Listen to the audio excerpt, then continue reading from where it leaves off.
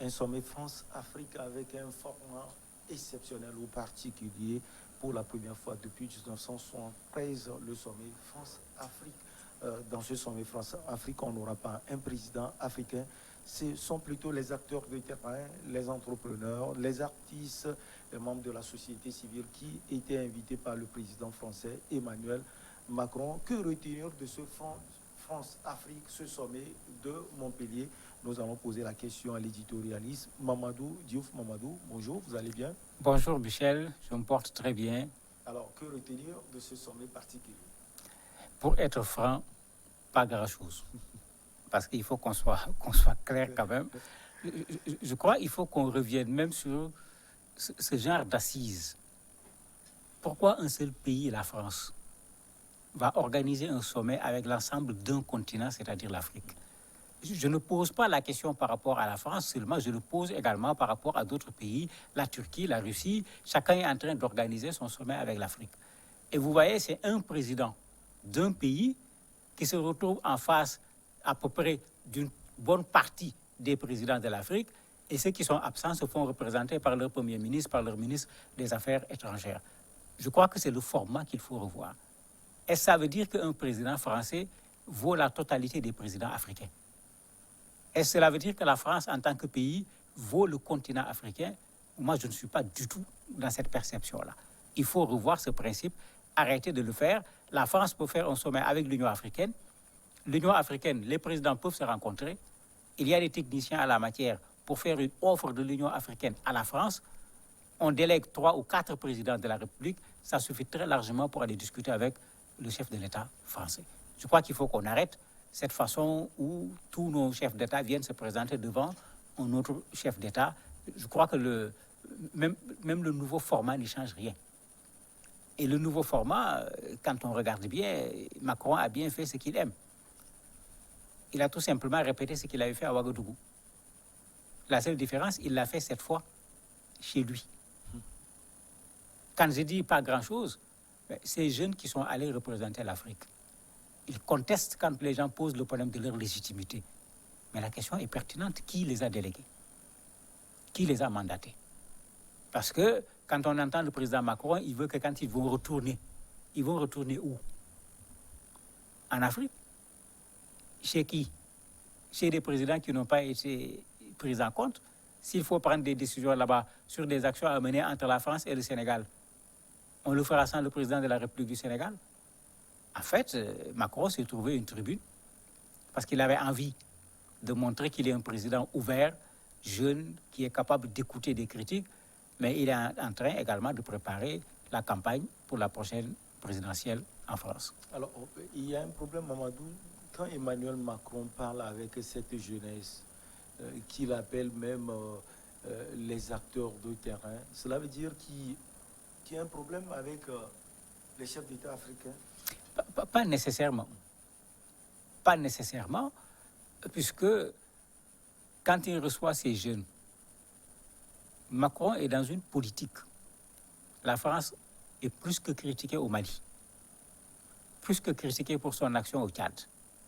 En Centrafrique, on n'en parle plus. Ils font partie des responsables de ce qui s'est passé en Libye. Ils sont brouillés actuellement avec l'Algérie. Mais la France a besoin de redorer son blason par rapport à l'Afrique, où la Russie, la Turquie, la Chine sont en train de leur damer le pion sur tous les plans.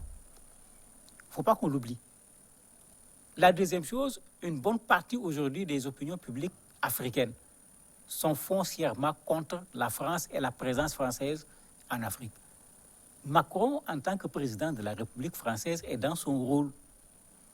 Il essaie aujourd'hui de modifier cette perception que les Africains ont par rapport à la France.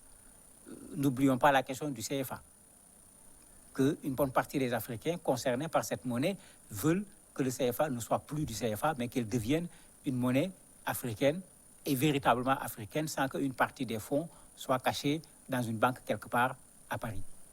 Mais avec tout ça, le président Macron est en train de vouloir récupérer ce mécontentement.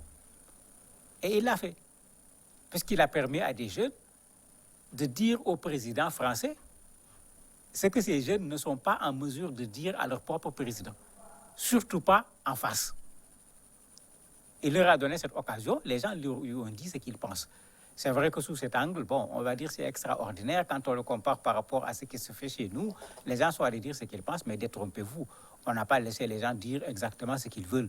Tout le monde sait comment on prépare ces grands messes pour qu'on sache qui prend quel aspect, qui prend tel autre aspect, et là où il faut s'arrêter. Il ne faut pas se tromper sur ce plan-là et se voiler la face. On ne met pas devant le président Macron n'importe quel jeune pour dire n'importe quoi. Il en a fait l'expérience à Ouaga, quand il est sorti de la liste de ce qui était prévu. Et il a eu l'imprudence de dire s'il y a d'autres qui veulent parler. Quand les autres ont commencé à parler, on a rapidement arrêté parce que ce n'était plus ce discours qui a été filtré, mais c'était quelqu'un qui disait carrément ce qu'il ressent du fond de lui-même. Donc c'est pour dire clairement que ces jeunes sont partis, ils ont dit effectivement ce que beaucoup d'Africains pensent. Mais est-ce que c'est ce que les présidents africains pensent? Très certainement, ce n'est pas le cas. On parlait de Sankara hier. Ce qu'on reprochait à Sankara, c'est son franc-parler. Ce dont on a besoin en Afrique aujourd'hui, c'est que ceux que nous avons élus parlent au président Macron comme des jeunes Africains ont eu le culot, entre guillemets, de parler au président Macron. Si les présidents africains le faisaient, vous allez voir, tous ces sommets allaient prendre fin, parce que s'il sait que quand il vient dans un sommet, c'est des vérités qui vont lui être dites. Ce n'est pas à lui de venir dire des vérités à nos présidents. Rappelez-vous ce qui s'est passé à la Baule. On a dit aux gens, allez démocratiser. C'est ça qu'il faut arrêter. Mais pour l'arrêter, il faut des présidents élus démocratiquement. Il faut des présidents qui ont le soutien de leur propre population. Ces présidents pourront tenir tête, s'il y a lieu, à un président de quelque république que ce soit. C'est ce que faisait le président Thomas Sankara. Et c'est en cela qu'il était apprécié, pas seulement par les Burkinabés, mais par les Africains. Alors, tout à l'heure, vous avez posé cette question, qui les a désignés, ou bien ils représentent qui? C'est Achille Mbembe qui a fait ce boulot. Finalement, il a fait un travail remarquable. Oui, Achille a fait un travail d'intellectuel. Il ne faut pas qu'on mélange les choses.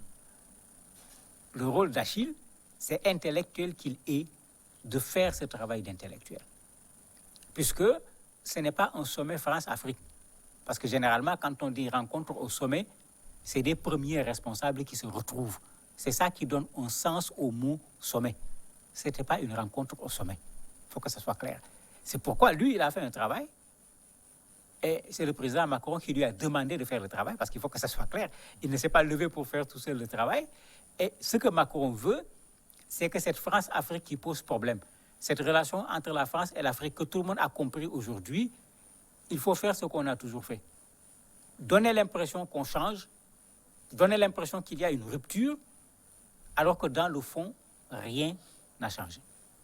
Mais Achille Mbembe, il a fait son travail d'intellectuel, aller rencontrer des gens, voir qu'est-ce que les gens pensent de la France, qu'est-ce que les gens veulent que la relation entre la France et l'Afrique devienne, et c'est sur cette base qu'il a fait des propositions, parmi lesquelles il y en a qui sont pertinentes, pour ces jeunes en particulier, quand il propose que la méthode de Erasmus qu'on utilise en Europe pour que les étudiants puissent quitter un pays, aller dans un autre pays pour un séjour de 3 mois, de 6 mois, qu'on puisse le faire avec l'Afrique, ça, effectivement, c'est une proposition très intéressante pour les jeunes africains.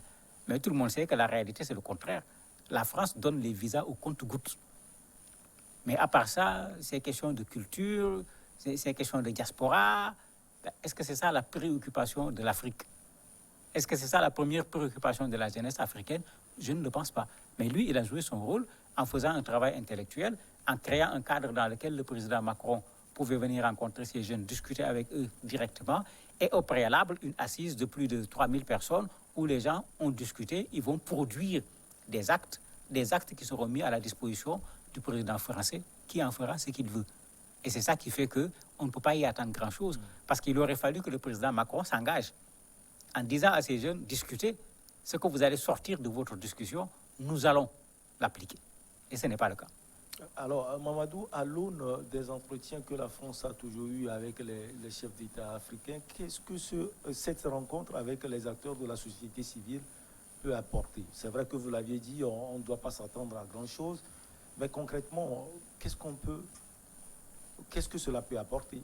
Ce que ça peut apporter, c'est que les présidents africains vont se rendre compte que Macron n'est plus leur allié.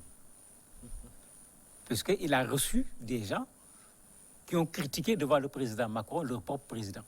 Puisque ce n'est pas au président Macron seulement qu'ils se sont adressés en critiquant, ils ont également critiqué un certain nombre de réalités qui se trouvent dans nos pays. Quand l'un a dit, par exemple, au président Macron, il faut que la France cesse de collaborer avec les dictatures en Afrique, il ne s'adressait pas à la France tout simplement. Il s'adressait également aux présidents africains. Donc, les présidents africains vont savoir qu'en fait, Macron n'est pas quelqu'un sur qui on peut compter à 100%. Parce que quand l'intérêt de la France est en jeu, il est capable de les laisser dans l'océan et de continuer avec l'intérêt de la France, à eux de se débrouiller pour nager et trouver quelque part où ils vont pouvoir s'accrocher. Au même moment, ils n'ont pas le choix. Mais ils ont le choix. C'est qu'en fait, il faut qu'on cesse de nous dire qu'on n'a pas le choix. L'Afrique peut vivre sans la France. Ça peut être difficile pendant un temps, mais ça ne sera pas beaucoup plus compliqué que ce que nous vivons aujourd'hui. On ne peut pas vouloir faire dépendre l'Afrique de la France. La réalité, pour ceux qui connaissent le fond de cette affaire, c'est que la France a plus besoin de l'Afrique, surtout de nos espaces francophones, que l'Afrique n'a besoin de la France. Il faut qu'on cesse de tromper les gens. Et ce n'est pas la France seulement. Si tous ces pays sont en train de vouloir organiser également leur sommet États-Unis, Afrique, Russie, Afrique, Turquie, Afrique, Israël, Afrique, Chine, Afrique, c'est que peut-être nous ne nous rendons pas compte de l'importance de notre continent, mais les autres s'en rendent compte, surtout par rapport au futur. Et c'est parce qu'ils s'en rendent compte que les gens sont en train aujourd'hui de se jeter sur le continent africain. Mais il nous faut prendre conscience de cela. Et en prenant conscience de cela, le minimum, je dis bien le minimum, c'est qu'on exige déjà un rapport gagnant-gagnant. Ce que nous n'avons avec personne, même pas avec la Chine. Bien que la Chine a moins d'exigences que par rapport à d'autres pays. Au mieux même, nous devons vendre notre continent. C'est-à-dire nous devons savoir de quoi les gens ont besoin, de quoi nous avons besoin, et sur cette base qu'on regarde, est-ce que ça doit être du gagnant-gagnant, ou bien par rapport à ce qu'ils ont besoin, nous devons prendre 70% et eux, ils doivent prendre 30%. Et ce travail-là, des intellectuels africains sont capables de le faire, mais après l'avoir fait, est-ce que ceux qui sont les responsables au niveau des États africains seront prêts à porter ce genre de choses? C'est parce qu'ils ne l'ont pas fait que vous avez beaucoup d'activistes aujourd'hui qui se lèvent, qui essayent de porter ce que nos chefs d'État devraient porter en principe. Merci beaucoup à vous, Mamadou Diouf. On va marquer la petite pause et derrière, nous avons l'invité du jour.